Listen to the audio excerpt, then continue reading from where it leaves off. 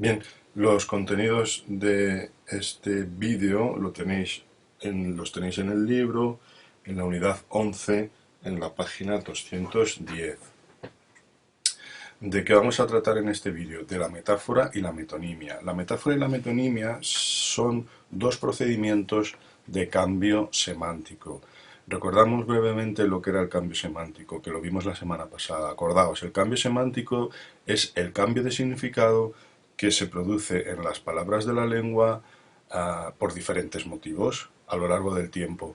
Vimos que el cambio de significado es el cambio más fácil de dar en las lenguas. Las lenguas, lo más flexible lo más flexible de una lengua suele ser el significado. Y, y es lo que más, con más rapidez, es lo más dinámico y lo que con más rapidez evoluciona, lo menos estable, porque los significados se van adaptando, entre otras cosas, a las necesidades de los hablantes. Y vimos, si os acordáis, y repasáis vuestros apuntes y el anterior vídeo, vimos diferentes causas y procedimientos de cambio semántico. Y una de las causas que habíamos visto era la de los cambios motivados por factores psicológicos.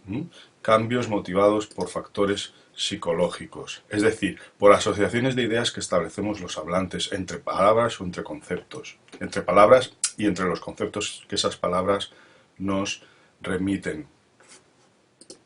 Por eso vais a ver aquí, tenéis esta nota que dice muy importante,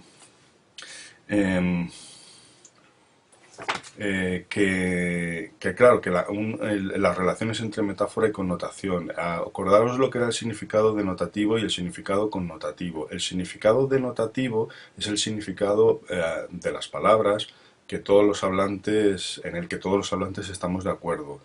Por decirlo así de una manera fácil, es el significado que viene en el diccionario, ¿vale? O los significados que encontramos en los diccionarios referidos a las palabras.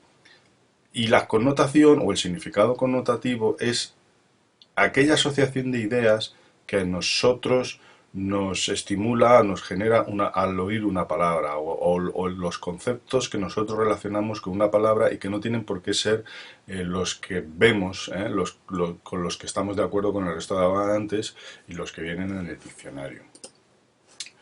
Bien, si os acordáis entonces, vimos que el cambio psicológico es el que está motivado por asociaciones de ideas que establecemos entre los conceptos y entre las palabras, y había dos procedimientos. Una cosa es el cambio semántico por factor psicológico, eso es la causa, y ahora vamos a ver, dada esta causa, qué procedimientos tiene la lengua para cambiar el significado de las palabras. Y en este sentido tenemos dos grandes procedimientos, la metáfora y la metonimia. La metáfora y la metonimia hay que tener en cuenta el siguiente concepto, y es que son dos figuras literarias, son dos figuras retóricas. Si os acordáis de las figuras retóricas que estudiamos en el primer trimestre, entre ellas, como figuras de significado, encontramos la metáfora y la metonimia.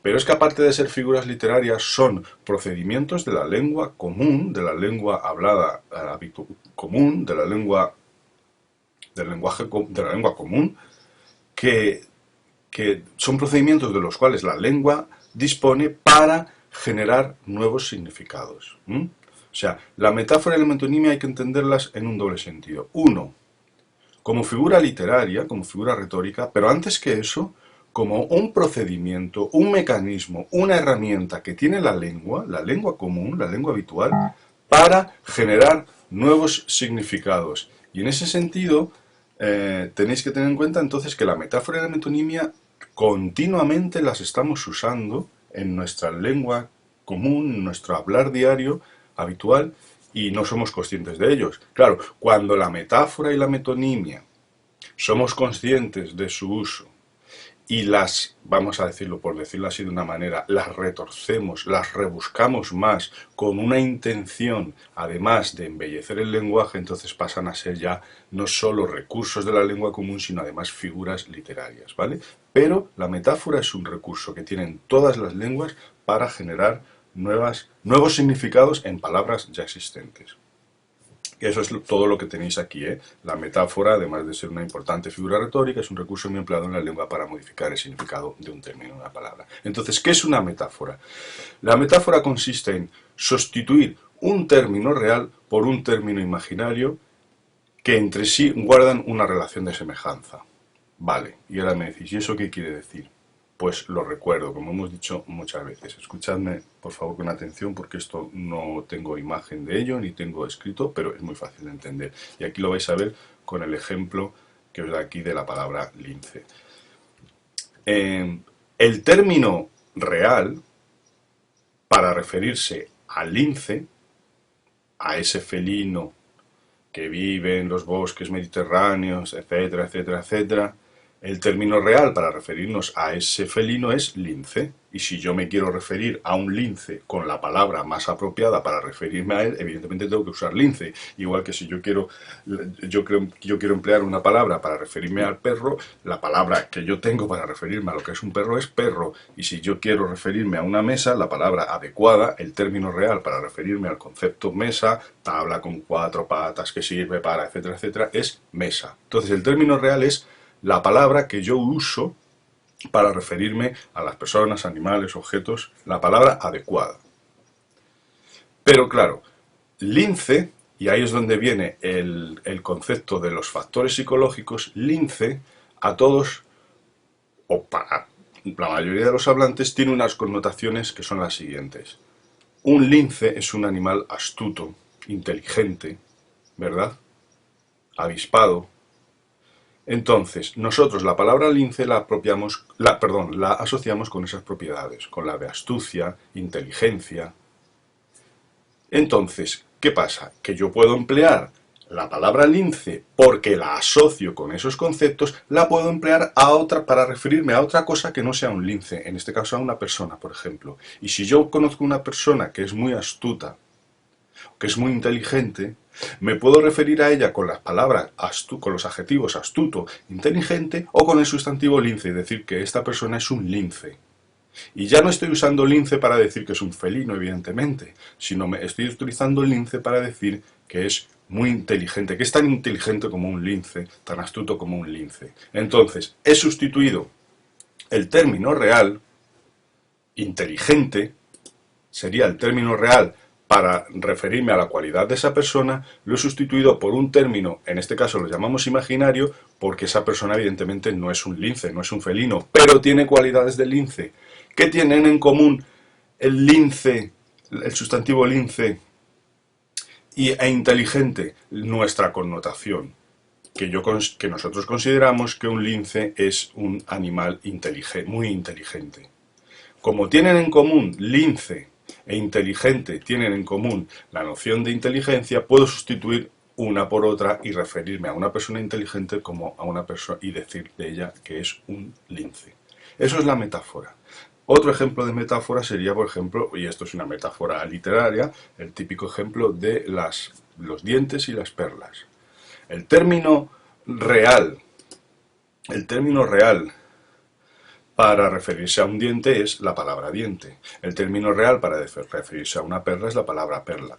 Los dientes, un diente bello, un diente bonito, un diente cuidado, tiene algo en común con una perla, su blancura, su brillo.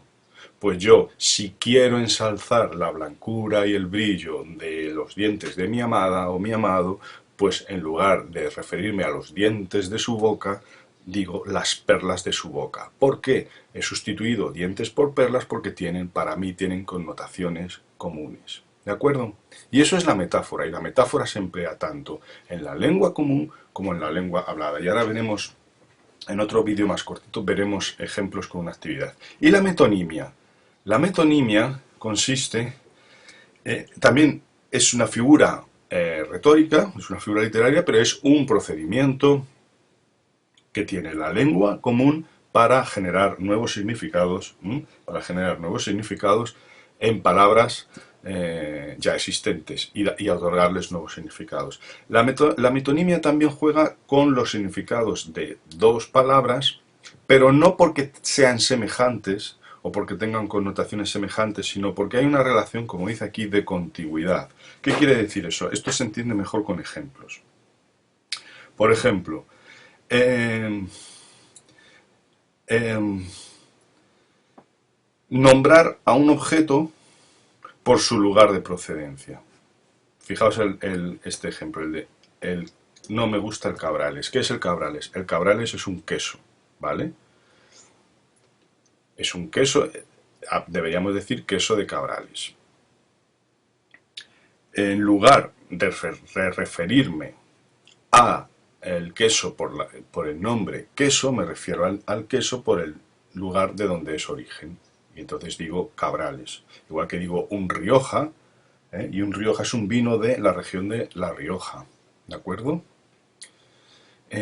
Otro tipo de metonimia es la que emplea el nombre de una obra en lugar del nombre de su autor. Por ejemplo, podemos decir, estoy leyendo a Cervantes. Evidentemente, yo no estoy leyendo a la persona Cervantes, estoy leyendo una obra de Cervantes. Eso es metonimia, ¿vale? Me refiero, al fin y al cabo, ¿qué es una obra de Cervantes? Es una parte de Cervantes en el sentido de que es algo que ha hecho Miguel de Cervantes. Para referirme a esa parte, la puedo nombrar con el nombre del autor en lugar de la obra siguiente. Y en lugar de decir estoy leyendo El Quijote, que es una obra de Cervantes, digo estoy leyendo a Cervantes. ¿De acuerdo? La que cambia el contenido por el continente. Esta es muy habitual. Mirad el ejemplo. Se ha bebido 4 copas. Evidentemente no se bebe 4 copas de cristal, porque eso es imposible. El cristal no se puede beber. ¿Qué es lo que se bebe? El contenido de las copas. Esta metonimia es muy habitual en la lengua. El continente por el contenido.